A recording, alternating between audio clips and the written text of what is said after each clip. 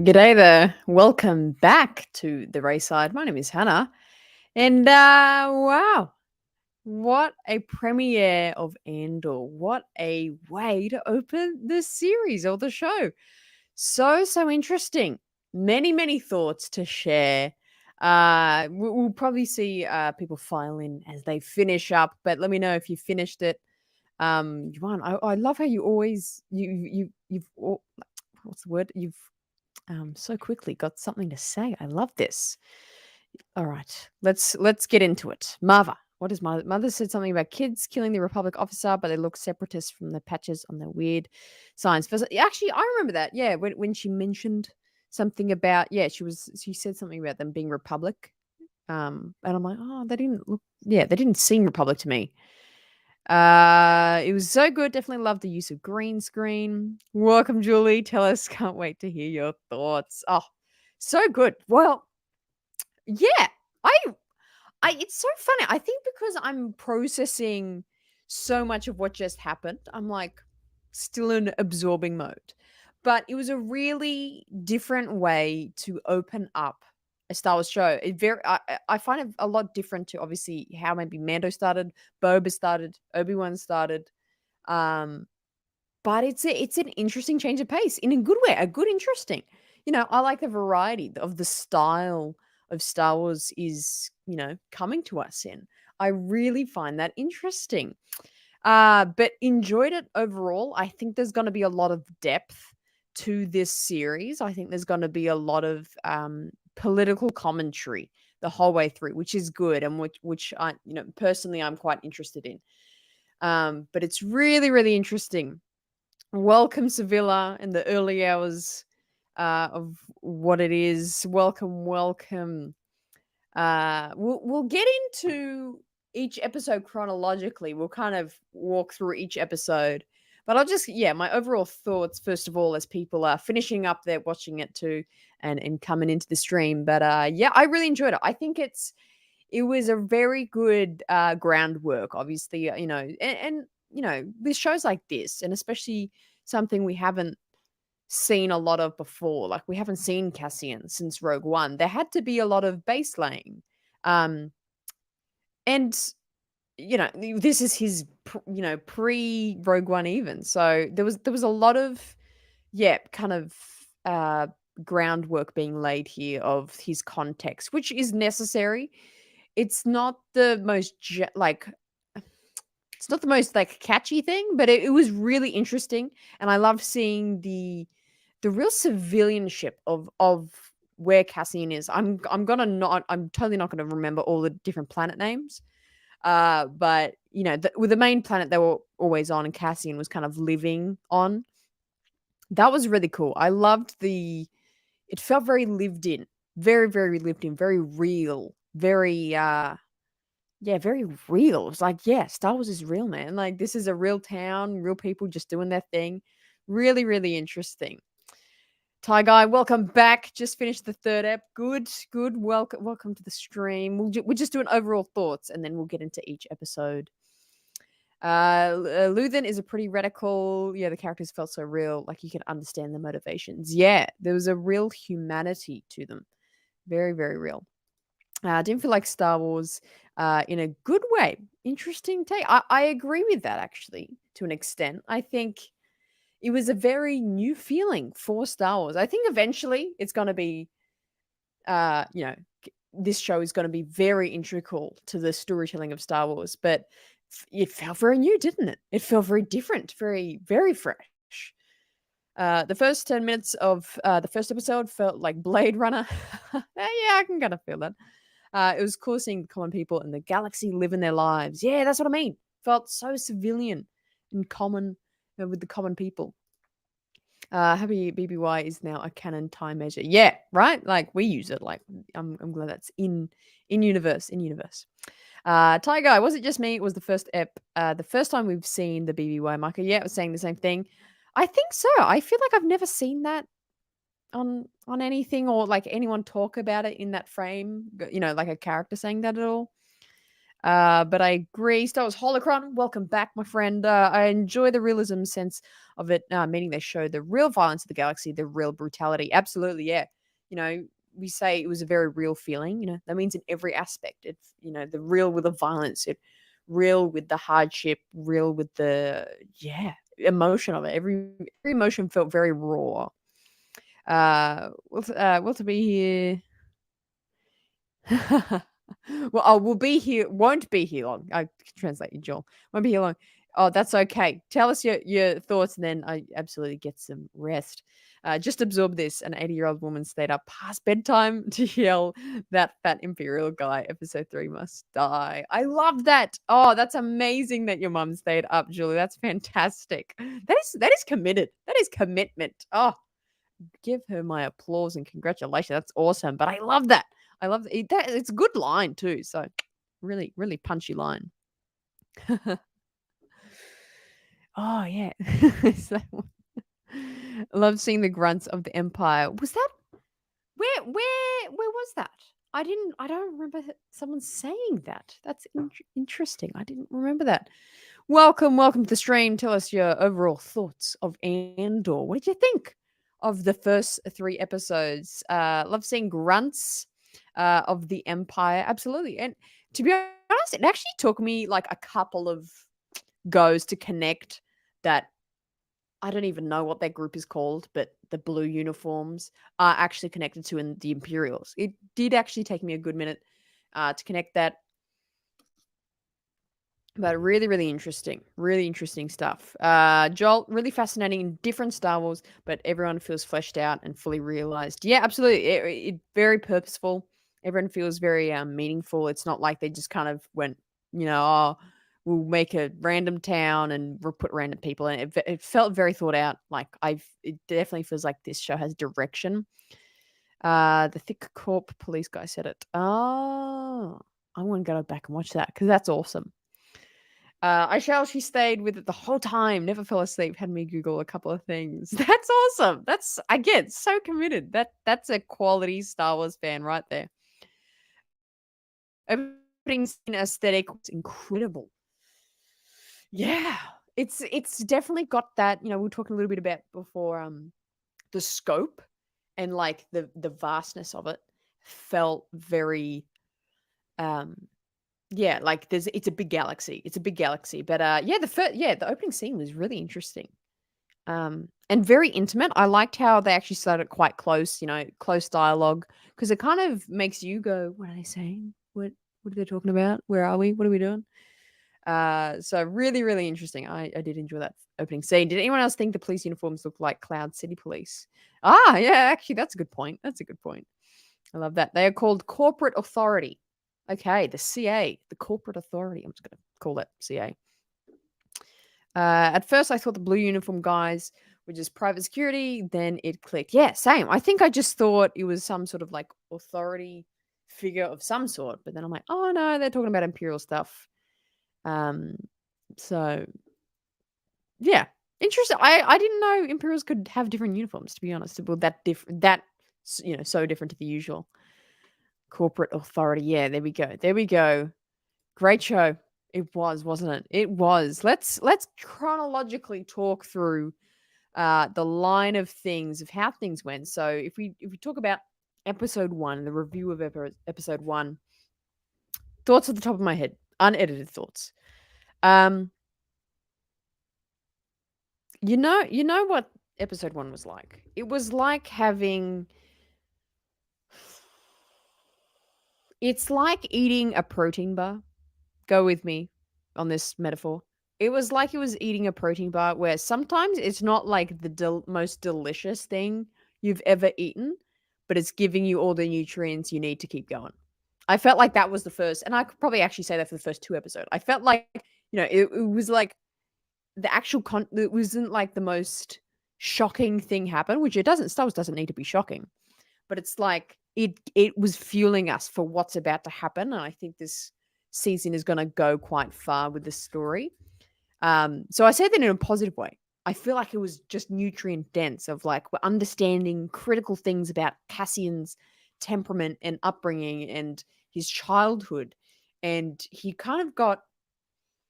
It's kind of interesting because Marva. Let's talk about Marva. We meet her. We want to think she's the warm, loving adoptive mother, so to say. Um, but did she do the right thing by taking Andor from his home? That kind of, is a big question that's kind of asked. But yeah, I do believe on that planet, Karani. I'll keep forgetting the name of it. Is I believe so. Cassian mentions he's looking for his sister, and I think the flashbacks of the little girl, not the older one, but the little one, is his sister. Mm, I think so. Absolutely. Actually, Imperial officer wannabes. I love it. Definitely felt like the Corp Authority young guy is going to clash with the ISB agent from the trailer. Yeah, definitely. I think this character again. Don't know their names terribly. Um, I felt like that main what do we call it? Corporate authority guy. He seemed pretty on edge. He seems. I don't know what his motives are, but obviously the second he heard something that was going against their authority, he was like, hunted down. Why is this ship getting through? Like, really, really, clinical about it and wanting to get down to the bottom of it to find Andor, essentially. Um, so yeah, so the CIA would be a private company that has its own police for think mill towns. Oh, okay, so it's like it's so is it like it's its own private thing, but it's funded by the Imperial? Like it's just kind of seen over by the Imperials? But yeah, we learned some interesting things in this first episode of obviously Cassian having a sister. And he's kind of on the search for her, on the hunt for her. Not hunt, well, she don't no, but he's looking for her. But it was a really cool setup.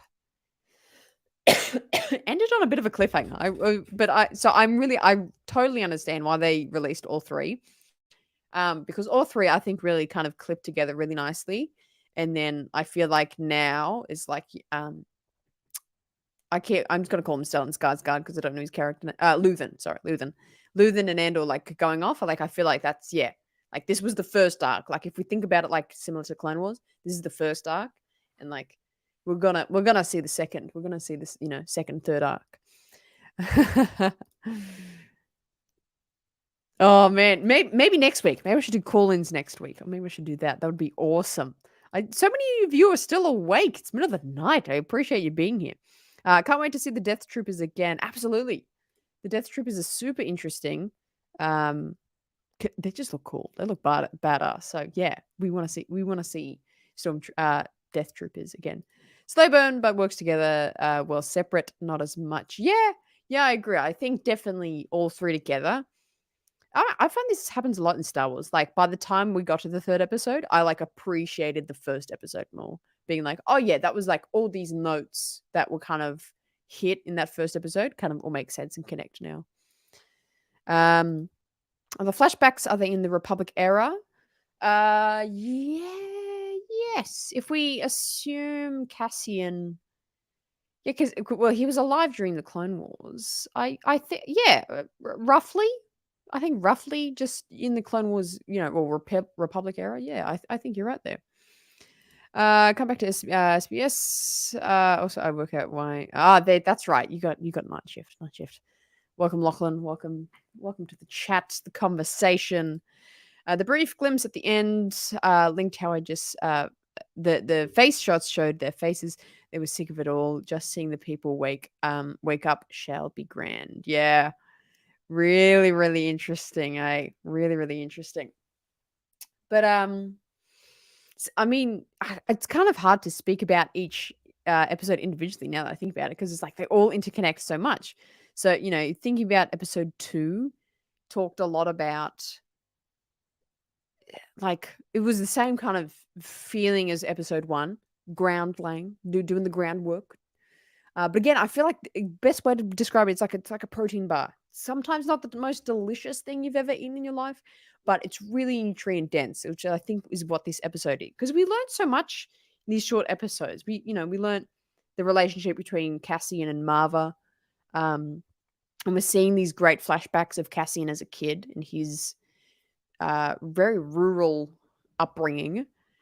And then we see what else we see? Well, yeah, we see his relationship with Bix and Bix's boyfriend or male companion she has there.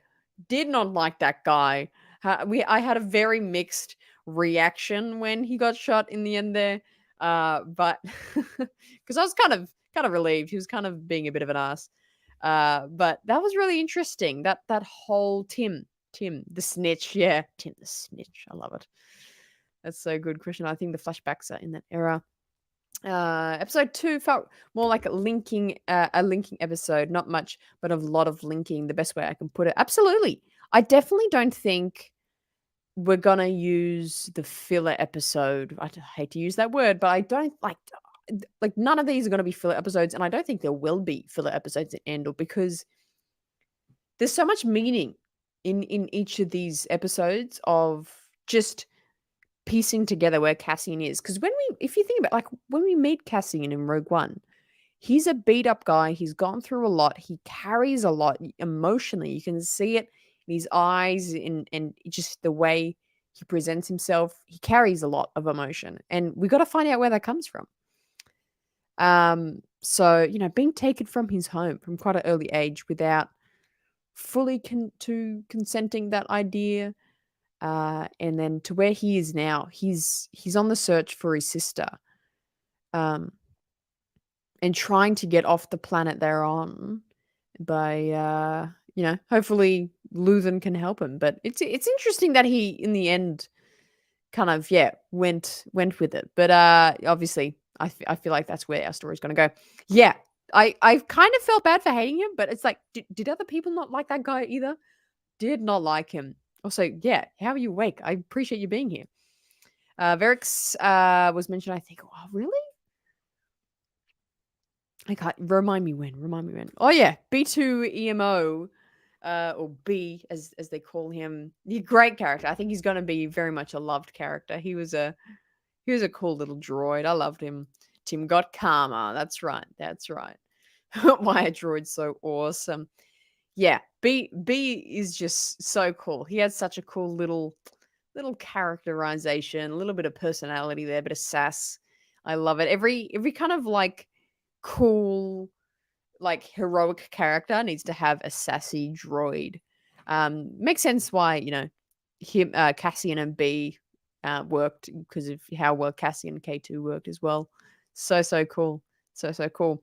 But did Cassian refer to B2 as her in episode 1, or did I mishear that? Ooh, might have to go rewatch that. Maybe that's a good point. Am I misgendering this droid? I got a bit B2 her.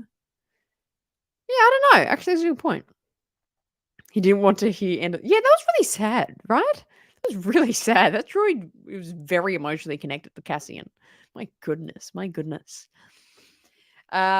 yeah, episode 2 was doing the same thing. Laying that groundwork is just I think we need to make this solid base to spring off into what the rest of the season is going to be. Because episode 3 was quite fast paced, quite, a bit more kinetic, lots more movement in it. A good portion of it we did see in the sneak peek we saw on Disney Plus week or two ago. But even in that sneak peek, they cut out a lot of key lines and things they kind of had between Luthen and Cassian, which was really interesting. But it is interesting. It makes sense that Cassian is kind of this rogue, pun intended, this rogue character, kind of with not a main purpose, but he's kind of just making his way, doing his thing, trying to stay out of trouble, trying to hide. There was even that scene where he was in that kind of is that his little hideout? I don't even know what that is. But it's that old shipyard. And the guy's like, look, you can't stay here anymore. Cassian's like, oh, I just got to come back one more time. You can tell he's on the go, but he's trying to hide. He's a private guy and he's trying to hide what he's up to. Let's talk about characters specifically. What do we think of Bix as a character? She was awesome. I found her awesome. Great. Looks like a good mechanic, but yeah, absolutely. Tim did not deserve her. My goodness. And do we all ship Bix and Cassian? Like, come on, come on. But she seems like an awesome addition to the galaxy, and I hope she's in it more. Um, you know, Cassian's about to leave the planet, but hopefully that means may meet up later on, or she leaves the planet eventually too, or something. Now that Tim's gone, so it's interesting. I love Bix. Yeah, yeah. I'm a big yeah. Is this the ship name we're going with? Cassix. But yeah. I think that's a good little connection there. I think they have a good relationship. Absolutely. And I put the emphasis on had. I know, it was really quite shocking. That was probably the most shocking part of, like, the whole 3 episodes for me. Is when they shot him, I was like, "Oh, oh my god. Oh my god." But really, really cool. It makes me I have so many questions now of what's gonna happen, can forward. 'Cause we like Cassian typically in Star Wars when we see a character, like, leave their home planet, it's, like, pretty permanent. So I'm really interested to see if Bix is gonna, like, leave too, or, try to follow him or try to find him again, or does Cassian come back? So, so interesting. Bell Guy. Yes, Tie Guy. 100% agree. I literally said this. That's gonna be a clip in my reaction video. I literally say this. I go, "This is my favorite character." The bell guy, he's got the earmuffs on, and he's got the hammers. Bong, bong, bong. I love that guy. Great, great character. Great character.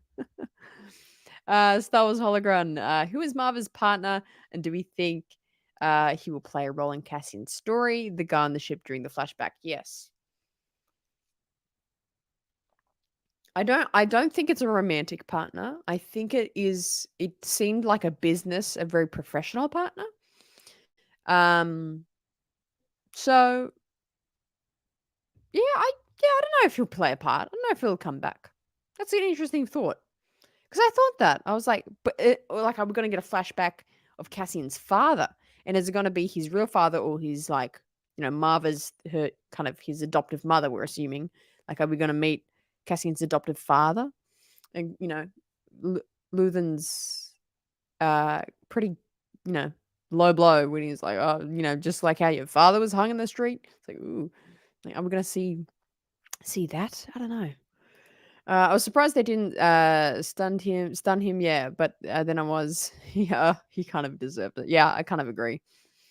I think the hounds were the same ones from the Corellia in Solo. Funny enough, actually, the first planet, I forget the name of it, Mordarello or something. The first planet, I thought that was Corellia. I was like, "Is this Corellia? We're in Corellia right now?" But that's interesting. Better go back and watch Solo then. Great movie. The way he prepped for his job, wish I had the job that made me feel that way. Yeah, right? He was so enthused to be ringing that bell. He was so content and at peace with his job. I thought Marva's partner was going to be Andor's father. Yeah, like, I'm trying to connect that. So if Marva's his adoptive mum, I'm going to say. And is Cassian going to have an adoptive father? Or is the real father going to be in the picture? Lots of questions. Lots of questions. That's what you're thinking as well. Star Wars Holocron. So many questions. But Marva's an interesting character. Bit of an ethical question, quandary, if you will, on, she took Cassian from his homeworld, but she did it with full intention to kind of, she was saying that, they're gonna come and kill him. I gotta take him, otherwise he'll die. But yeah, does Cassian ever go back to his homeworld? It's interesting. Julie, the part I am lost on, and perhaps someone can help me. What is the part Cassian is trying to sell? That's a good question. It's something techie, isn't it? It just looks like it's a really special piece of, like, an imperial ship. It sounds like there might be some, like, information on. He said something about, like, you could track you could see Imperial ships maybe 9 parsecs in a 9 parsec radius. So I feel like it's the rebellion wanted obviously to like see where Imperial ships are, I think. So I think that's why Luthen would be like interested in buying it. So I think that's a rough explanation of what that is. Not like they had a relation between them, but only being Andor's father figure. Yeah, that could be a thing. They're kind of just almost like a co-parent kind of thing, just kind of helping Cassian grow up. I think something like that. I think it's for your question, Julie. I think it's for monitoring Imperial comms or movements across large range. That could be it. That could be it. Very interesting questions. What all this leads me to the big question: what will happen for the rest of the season? Where are we gonna go? Where are we gonna go? Where's Luthen gonna take him? Where are they gonna go right after this? Is it gonna be like, is he gonna go straight back to the rebel base? Is the next scene of episode 4, when Andor meets Mon Mothma? You know, but I don't want to hype it up too much because I don't want to build up expectation. But it's really interesting how they didn't do anything of like the rebellions or the Senate or anything that wasn't about Cassian in the first 3 episodes. I think that's meaning like the scenes we're going to get of that later on are going to be really important and they're going to be really cool and interesting. But it makes sense. So, especially for new viewers maybe coming in, they know it's like we're talking about Cassian. This is Cassian's story. We're going to get so much more later in the season, but it's a Cassian story. I think we're getting a Luthen flashback when he had the glorious hair to meet with Mon Mothma. Actually, that's a good point. But she's too diplomatic for his mission, so he goes to Saw. Oh, that's an interesting theory. I mean, Luthen does seem like a pretty solo. He's kind of going off on his own thing a little bit. So maybe he is maybe not as violent as Saw, but maybe just it's not the rebellion isn't so organized as of yet, and Luthen's just kind of, he's got his ties with Mon Mothma, and he kind of knows the rebellion, but maybe he's a bit more independent than the rebellion, but has the same ethics, I guess. That's an interesting theory. But it does make me interested to see, we talk about how Cassian's going to be the A story, the Andor is the A story, and then like Mon Mothma / the Senate could be the B story.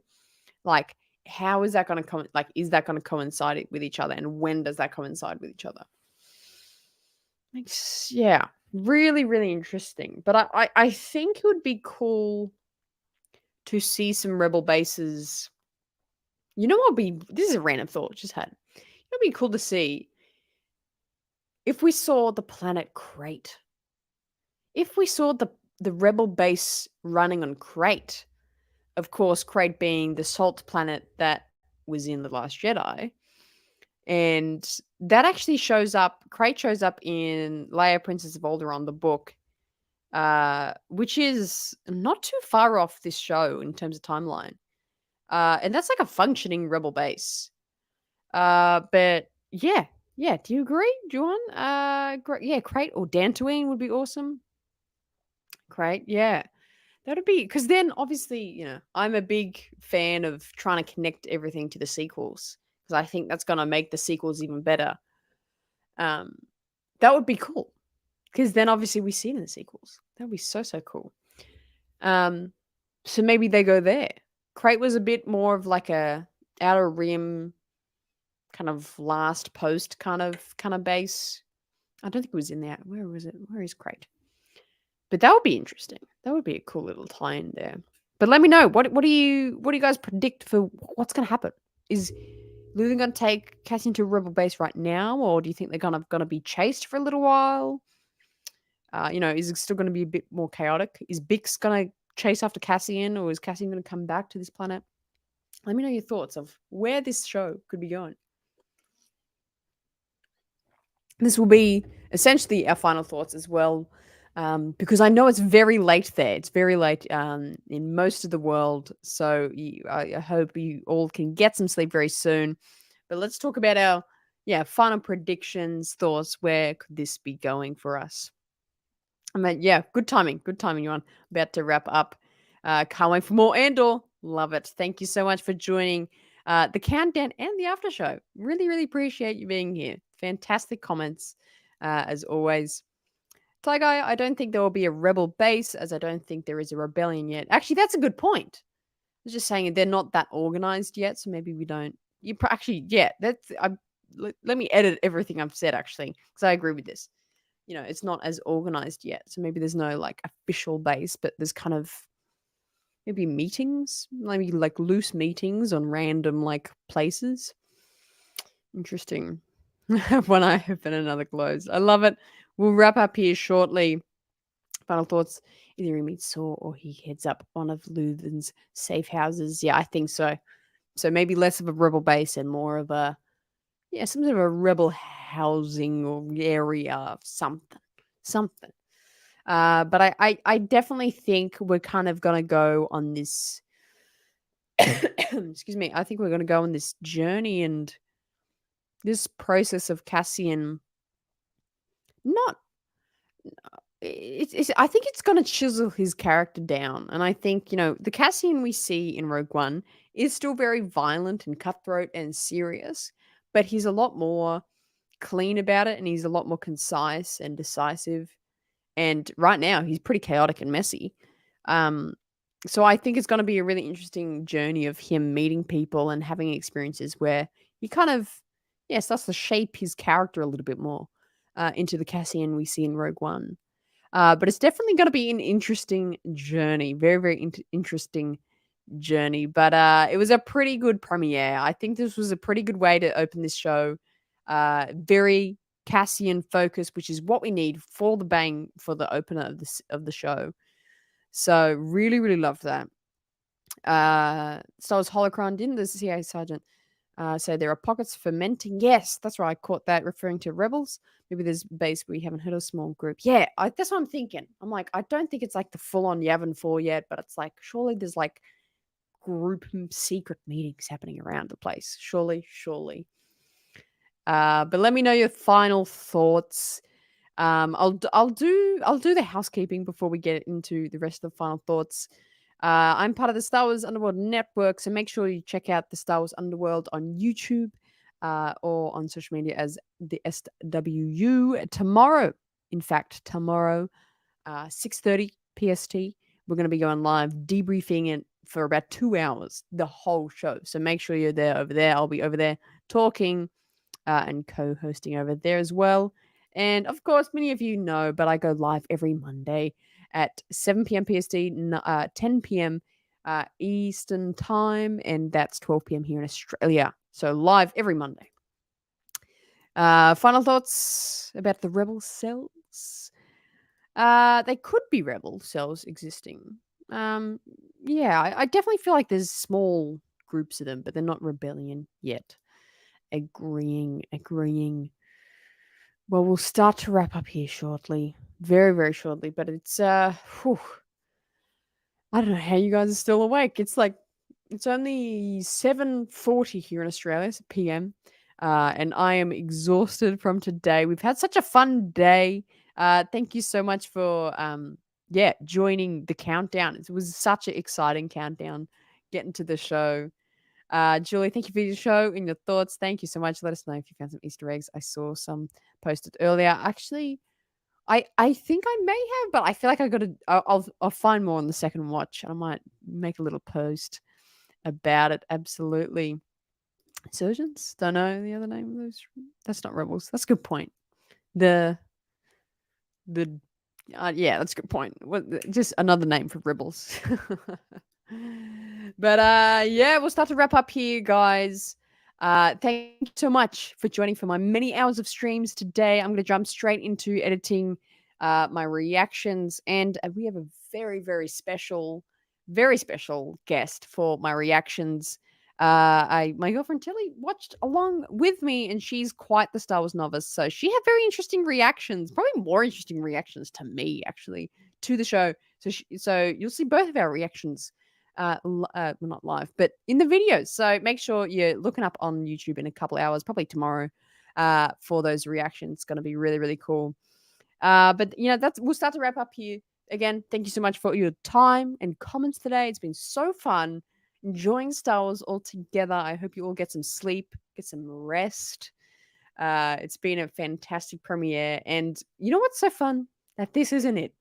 That we got more of these. We got so many more weeks of this. We get so many more weeks of Andor to go. It's so exciting. That may have been the leg you saw, yes. All right, guys. Well, that's it here on the RaeSide. Make sure you like and subscribe. It really helps me out. And I will see you guys very, very soon. I'll see you next Monday, but also reaction videos coming out this week. And as always choose the RaeSide.